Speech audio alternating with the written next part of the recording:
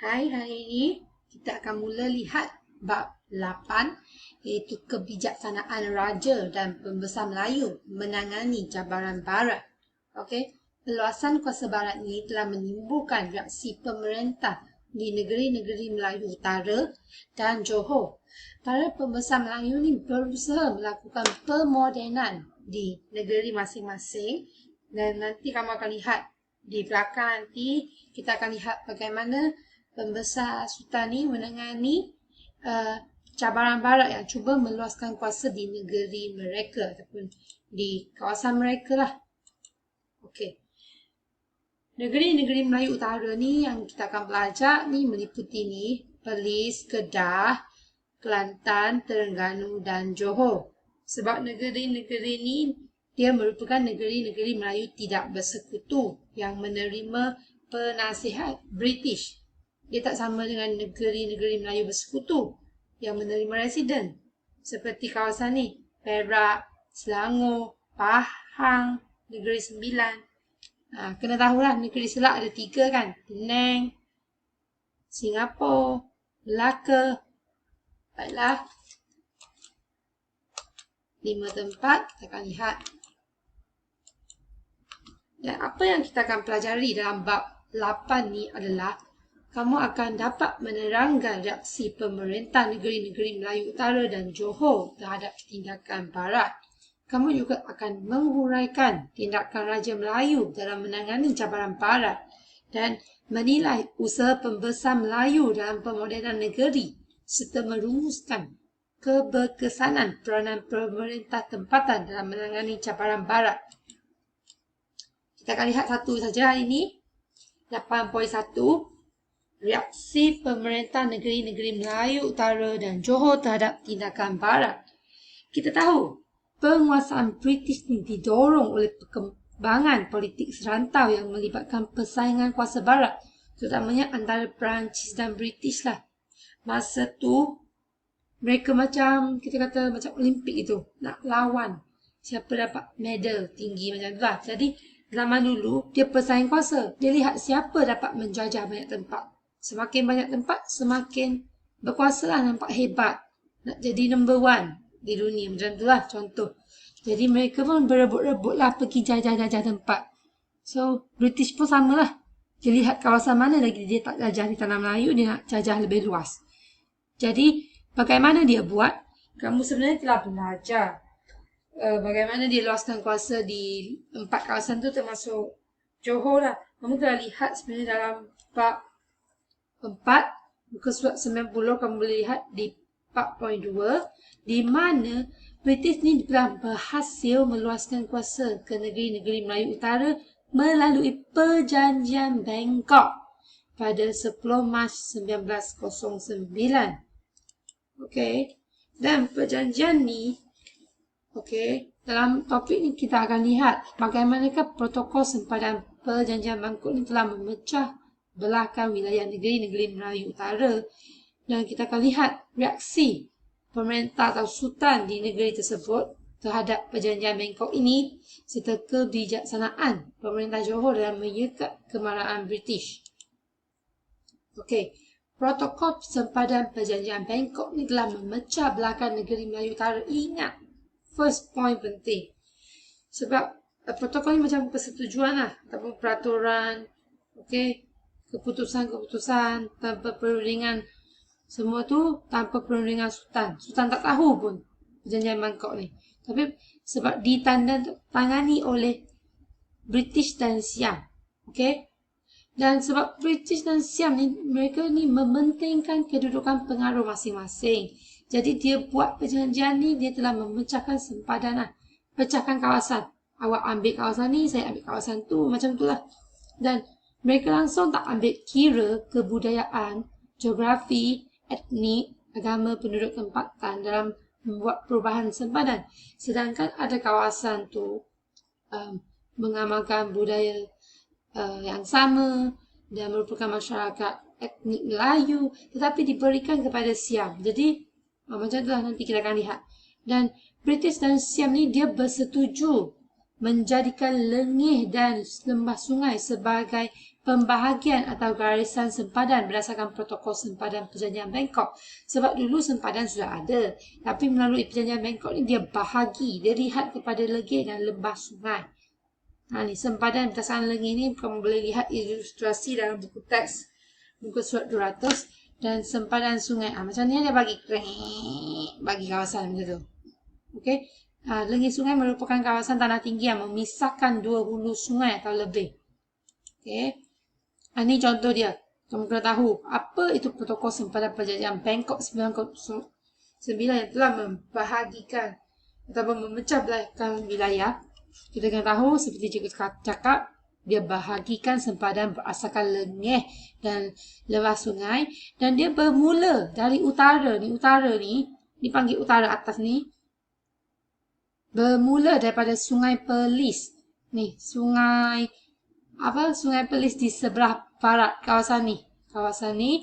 Dan berakhir di Kuala Tabar, di sebelah timur. Dan Pulau Langkawi dan kawasan dan pulau-pulau di bahagian selatan ni, Pulau Langkawi bahagian ni merupakan milik British dan Pulau Terutua ni, Pulau Terutua dan pulau-pulau di bahagian utara atas menjadi milik Siam. Kita lihatlah.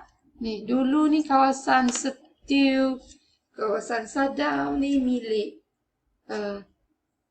Kedah sebenarnya. Dan kawasan Takbar ni merupakan milik Kelantan tetapi dipecah belahkan. Dia pecahkan. Jadi yang putih ni Siam lah. Yang hijau ni British. Ni sempadan darat dan ni sempadan sungai. Okey.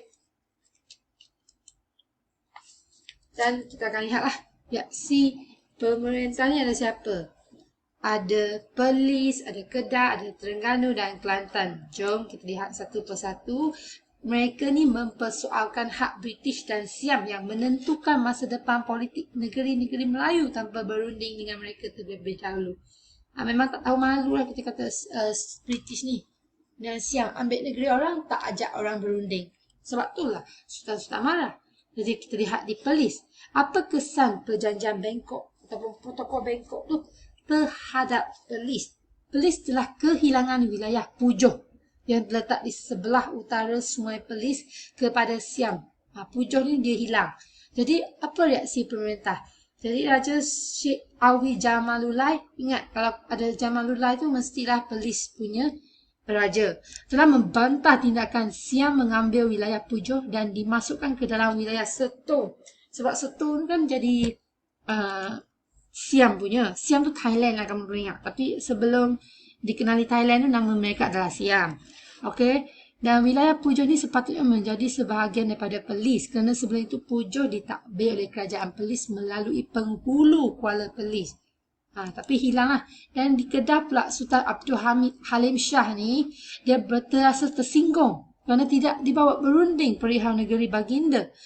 Dan kesan daripada Perjanjian Bangkok tu telah menyebabkan Kedah hilang wilayah Sadau, Seto, Pulau Terutau, Butang dan pulau-pulau sekitarnya kepada Siam. Dan reaksi dia adalah baginda tegas kata sempadan baharu di antara Kedah dan Siam tu tidak sepatutnya ada dan perlulah ditentukan mengikut kriteria sempadan yang sudah ada dahulu. Dan baginda amat muka tu marah hingga menyatakan tidak akan memaafkan pihak yang menjual negeri Kedah seperti menjual seekor lembu. Betul lah. Dah lah jual barang orang. Tak ajak lagi berunding macam tu lah. Macam jual mudah-mudah je bagi British. Yang ketiga, reaksi pemerintah Terengganu. Perjanjian Bangkok ni tidak dapat diterima di Terengganu dalam kalangan sultan, ulama, pembesar. Contoh dia, Sultan Zainal Abidin III ni telah mengecam tindakan Siam yang menyerahkan. Kesan dia telah menyerahkan Terengganu tu kepada British tanpa pengetahuan baginda dan mempertahankan kedaulatan negeri. Dah tak ajak berunding. Tak bagi tahu juga. Tak tahu langsung. Jadi reaksinya adalah dia menegaskan bahawa Siam ni tidak mempunyai sebarang hak ke atas Terengganu. Dan baginda mengulangi kenyataan bahawa penghantaran bunga emas kepada Terengganu ni kepada Siam ni merupakan tanda persahabatan. Bukan sebab dia iktiraf Siam tu menjajah dia. Dulu tradisi Sultan tradisi kerajaan Melayu ni dia menghantar bunga emas kepada Siam sebagai tanda persahabatan. Tapi Siam ni syok sendirilah. Dia ingatkan orang iktirafkan kuasa dia ataupun orang macam awak duduk di bawah saya lebih kuat macam tu. Tak, sebenarnya pembesar sultan dulu dia hantar sebab tanda persahabatan. Jadi sebab Siam ni dia syok sendiri lah. Jadi dia buat keputusan tak ajak orang bincang. Dia ingat ke tu negeri dia lah tu. Orang kata macam tu lah. Dan baginda telah mengemukakan bantahan kepada Governor Negeri-Negeri Selat pada 24 Mei 1909. Dan di Kelantan pula, J.S. Malaysia ni dan wakil Siam datang ke Kota Baru menghadap Sultan Muhammad keempat untuk memaklumkan persetujuan antara Siam dengan British dalam perjanjian Bangkok lah. Dan pertemuan tersebut Sultan Muhammad keempat ni menolak perjanjian tersebut sebab dia kecewa British tindakan Siam ni menyerahkan wilayah Tabai kepada dia kecewa sebab British ni telah menyerahkan Tabai itu kepada Siam, sedangkan Tabai itu berada di bawah Kelantan, tapi tiba-tiba dia hilang Tabai itu kepada Siam. Kawasan Tabai ni sangat penting sebab dia merupakan kawasan Kelantan yang dihuni kira-kira 15,000 orang Melayu kepada Siam. Itu. Serahkan kawasan penduduk Melayu ramai kepada Siam. Jadi, peta ni boleh tunjukkan lah. Dulu kawasan ni Siam punya tapi dipecah belakan tengok. Jadi milik Siam. Jadi peta ini menunjukkan perjanjian Bangkok di manakah sungai Kolok ni dijadikan sempadan antarabangsa yang menyebabkan British menyerahkan penduduk Tabai ni kepada wilayah Tabai ni kepada Siam, dan sebahagian besar penduduk Tabai telah berhijrah lah sebab mereka budaya tak sama kan. Cikgu dah kata mereka buat sempadan tak tengok budaya, tak tengok semua tu kan. Jadi macam tu lah. Jadi pecah belah habis. Orang penduduk Melayu tu pun yang berada di atas Tabai pun tak puas hati lah, takkan nak duduk di bawah pentadbiran Siam. Jadi mereka berhijrah lah ke Kelantan. Boleh faham? Ada 4 reaksi ke semua. Okay. Dan ini adalah upacara menandakan sempadan baru wilayah Siam dan British lepas perjanjian Bangkok. Ini sistem tahun malu lah kita kata. Serahkan wilayah orang, tak ajak orang berunding. Dan tindakan pemerintah negeri-negeri Melayu Utara ni telah berusaha untuk mempertahankan hak wajar mereka. Kita patut hargai lah. Di mana mereka tak terima belak-belak. Marah lah. Mereka nak mempertahankan, dan perjanjian Bangkok 1909 ni telah memberikan iktibar kepada kita bahawa jika kita tidak mempunyai pendirian yang tegas dalam mempertahankan hak ataupun maruah bangsa, maka pihak luar akan mengambil kesempatan dalam menentukan hala tuju negara kita.